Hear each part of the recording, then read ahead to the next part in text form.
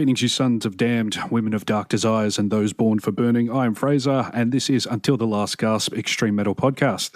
To get in contact with me, visit my pages on Facebook, YouTube, or Rumble. This podcast is also available on those platforms, as well as Buzzsprout and Spotify, which also has an accompanying playlist of every song that I cover on the show under the title Until the Last Gasp Extreme Metal Playlist. Links will be in the description of this episode, so if you want to check that out, just look under that and click the links below. This podcast is produced by P-Noise Productions. If you need any audio production or any other audio work, visit P-Noise Production at Gmail, which is spelled P-N-O-I-Z-E productions@gmail.com. Also, just a reminder, the pre-order is available on Bandcamp for the re-release of H.A.S.T.U.R by Australians Invocation, with unreleased bonus tracks, which is still available and has the last copies of the CDs available, as well as a few signed copies. This was originally released in 2000 and features members of Nun, Portal, and Vomador, as well as Crypt, and is currently streaming in its entirety on YouTube under the Until the Last Gasp Extreme Metal Podcast channel. Links is also in the description for that. And if you haven't heard it before, at least give it a listen on that. See if it's up your alley. And don't wait on it if you want to get a physical copy, because numbers are getting very low. And for today, as I'm sure you've had made obvious to you as you've read the title, click the link. I'll be giving my personal rankings of the discography of one of my favourite bands of all time, Bathory. Just remember, this is my personal list, and I do invite you to leave your own list in the comments or any other pages that I have. But, this is my personal selection, so I'm not exactly going to go to war with you on your choices and my choices. If we have a difference of opinion, agree to disagree, all right? But anyway, for anyone that needs it, I'll give a quick, history of the band.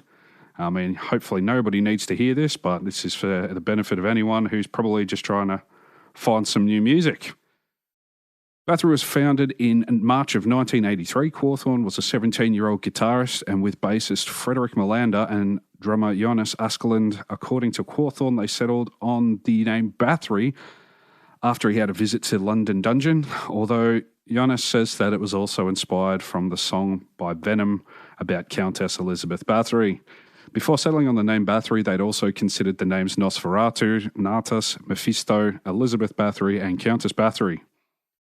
Quarthorn worked part-time at a small record label called Typhon Gramophone, which was owned by his father, who's named also The Boss. It's Boris or Bjorg.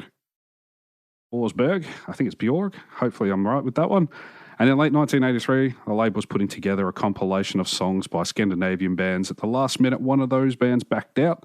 Typhon agreed for Bathory to appear on it as a replacement, and the album was called Scandinavian Metal Attack. It was released in March of 1984, and it was Bathory's first appearance on a record.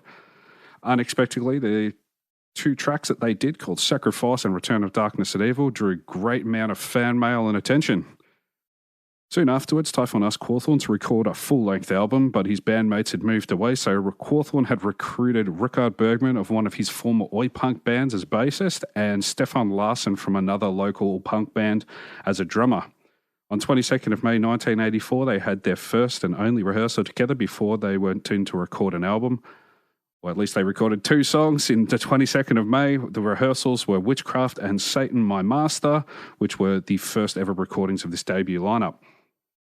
Bathory's early work was dark, fast, heavily distorted and raw in its recording.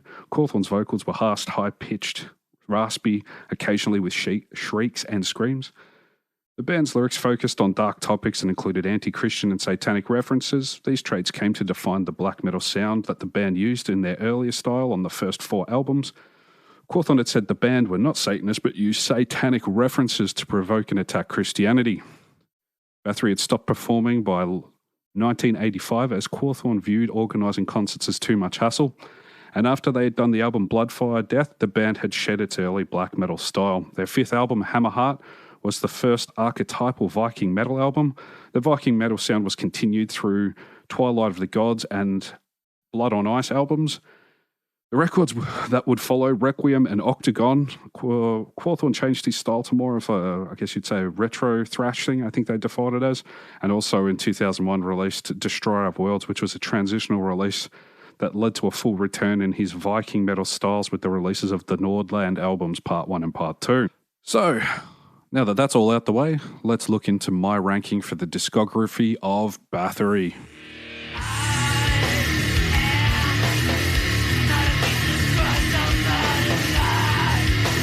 Number 12, Octagon.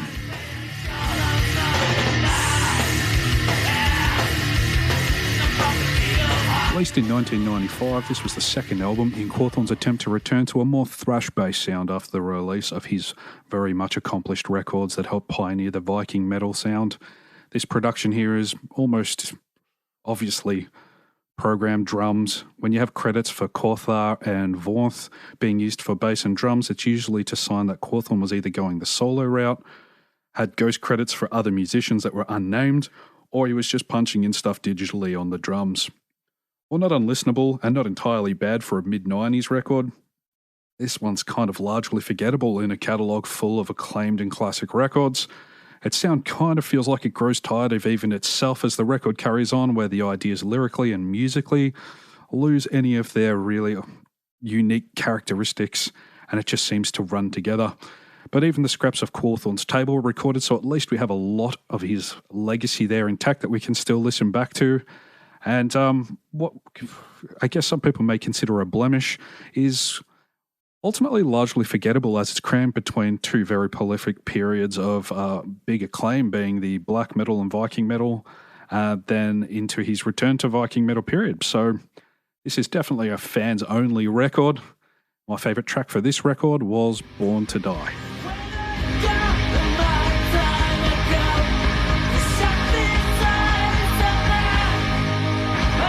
Number 11, Destroyer of Worlds.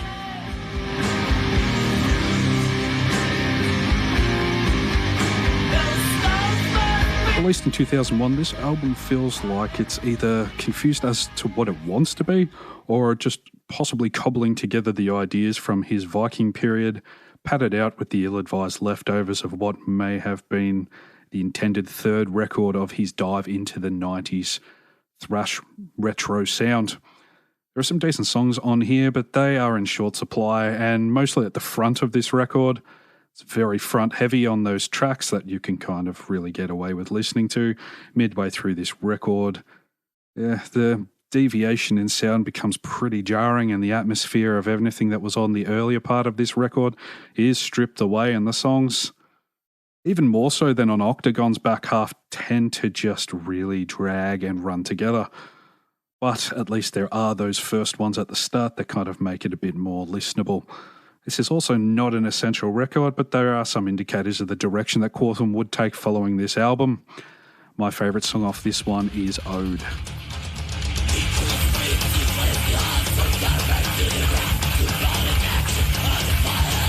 Number 10, Requiem.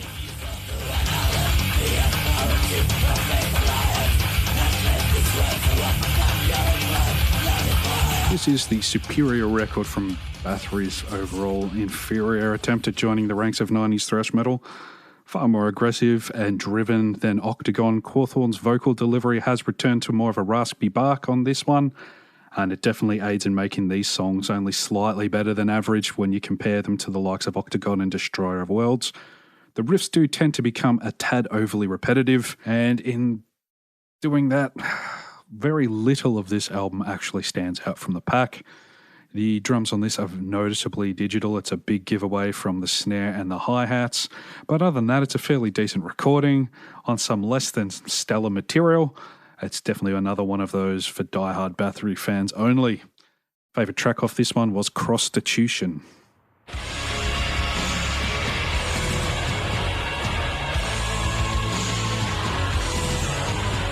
Number 9, Nordland Part 2.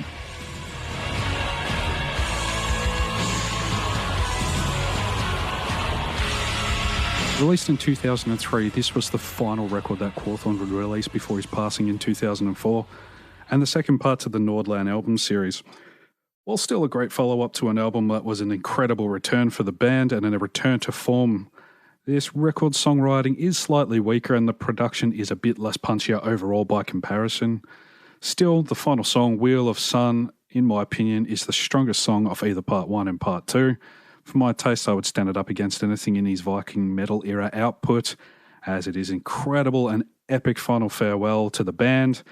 Be sure to chuck on both parts, though, back to back one afternoon, as it's a great musical journey and well worth your time to listen through the Nordland series as a whole. My favourite song, of course, off this one, Wheel of Sun.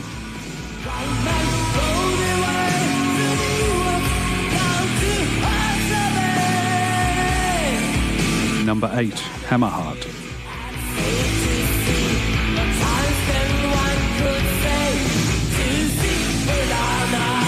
The first album in the release of the direction change for Bathory that is held up highly for its strength and influence. This record helped spawn the Viking metal subgenre, and out of the original Viking trilogy of Bathory records, this is the one that held on to more of the rawness from the black metal period, and also in some of its vocals and attitude.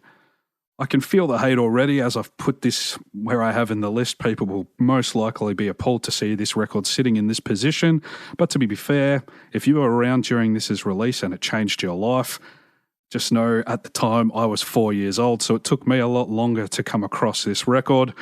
As for all the credit that it gets, it is absolutely due. This record is a classic. It's an essential record, a must-own for its raw, bloody chest beating. Its arrangements were just phenomenally well crafted for just something so simple and thunderous. But when compared to the subsequent records, for me personally, as much as it works here, I find the polish of the other records a bit more appealing for their use of shade and contrast. But I will admit vocally, this one is superior out of those three records. An undeniable classic in every aspect, regardless of its rank or my opinion or anyone else's. My favourite song of this one is One Road to Asabe.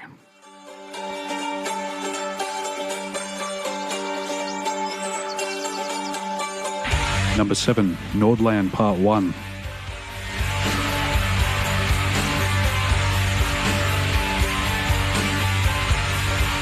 Released in 2002 and following only a year after Destroyer of Worlds, at the time you could have been justified if you were fearful of this record just being another retread of familiar and unfertile ground. But it wasn't, and so we were treated to the first half of Quarthorn's 2-album return to his much-praised Viking metal sound, but this time with an even more matured approach to songwriting. The folk and acoustic passages on this record mixed with the sounds of nature are perfectly placed and add to the overall rich atmospheres and refreshed ideas. It may piss some people off that I have this record over, say, Hammerheart, but where the roar and powerful thunder of that record and its influence is undeniable for sure, I feel this record has more variation, creative arrangements and layers. While not as influential, it is a classic, and it's a classic in its own right. And what a celebrated return to form for this band. My favourite song off this one was Forever Dark Woods.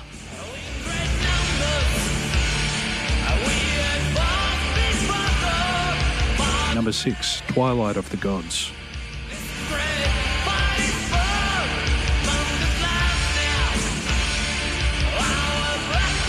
Released in 1991, the increase of use of folk and acoustic guitars on this record and the extra polish on its productions makes this record almost entirely palatable as far as production goes, vocals withstanding, of course, for a Bathory record, which may have been a shock to some at the time. But the contrast sounds it balances with the pounding metal, and the clean passages always maintains a really well-struck balance and holds its atmosphere throughout. And while these use of elements is almost on every track, and the tempos rarely fluctuate from song to song either, they all manage to stand out in their own way with really memorable riffs. This record just carries me away when I listen to it, and while maybe not for everyone, it's more of a plot and punch in its tempos, but it is a worthy follow-up at least to one of, if most people's favourite record, Hammerheart.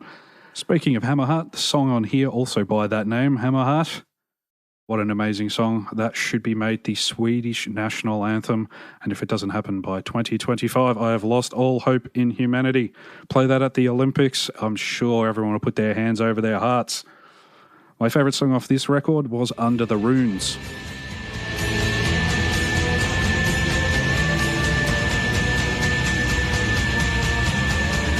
Number 5, Blood on Ice.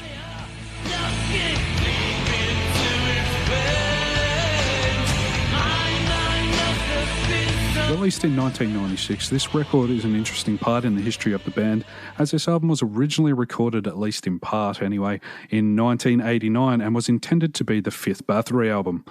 but the album was not immediately released and wasn't completely finished at the time. And also, Quarthorn was a bit worried about the drastic departure in sound from the band's original black metal sound, so the project remained in the vault until it was finally redone in 1995. What was meant to be his original Viking metal album would, funnily enough, become the last in the original Viking metal era for Bathory. Essentially, this is kind of a Manowar-esque Viking concept record, but it's a very guilty pleasure of mine, and I indulge this one far too often. And over the years, this one's been personally for me also competing for the highest spots in where I would usually have my favourite area of this band. Once stood unchallenged the original black metal sound. I recommend that everyone give this record a fair listen, at least over a case of beer. I dare them not to fall for its fist-pumping and phonetic English charms, like Man of Iron. That's fucking brilliant. My favourite song off this one is The Woodwoman.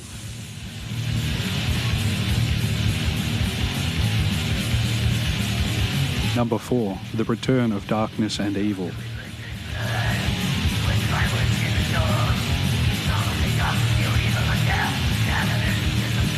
Released in 1985, a year after their debut record, they would deliver the follow-up, which would be not much of a deviation really from the path that was set from the previous record. The changes or improvements overall in this one are incremental, if any. This record stands, though, very strongly on its material. These songs are as strong as the debut as well. It's just with the first record being as influential as it was for this sound and the progress that would happen in the sound with the records following for their early black metal sound, this one's not really left with much footing other than just being a damn strong follow-up to their debut record. This is still a very strong satanic speed metal record, and while its praises are not regularly sung as the rest of their 80s output, it is a formidable and worthy beast in its own merit. My favourite song for this one is The Return of Darkness and Evil.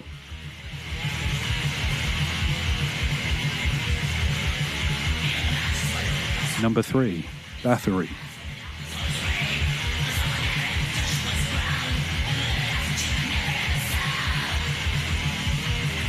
Released in 1984, the original and highly influential self-titled record, Bathory is an iconic album, and its art as well is familiar to any metalhead. It is seen on almost every battle jacket, denim vest, leather jacket out there, and it should be in every record collection. This record is, for 1984, a mix of everything that would send parents and preachers running to start a bonfire. Satanism, hell, necromancy, sacrifice, the perfect recipe for drawing puritanical Christian ire. What Venom had started only a few years prior, Bathory had taken to the next extreme. The arm race to be the most evil band on the planet had begun at this time, and Bathory had thrown their hat in the ring.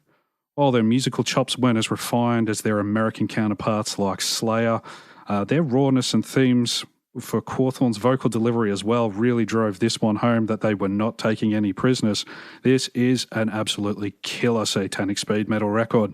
My favourite song for this one is Hades.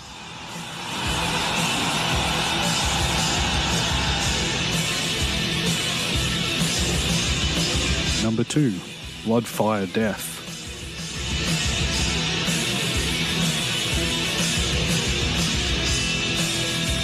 Released in 1988, this is the gold standard by which all other albums would be judged in the Bathory catalogue.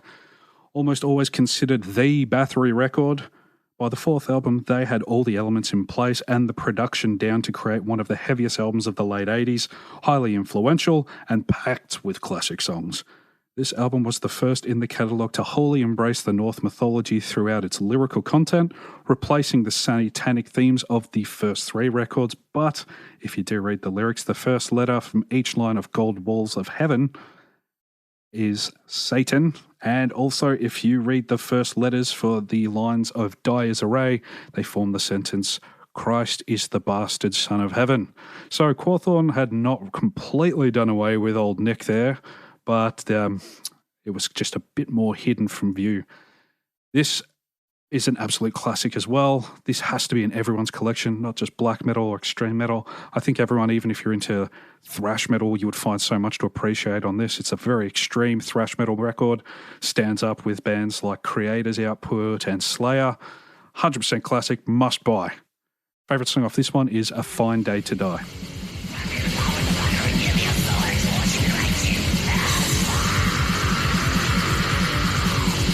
Number 1, Under the Sign of the Black Mark.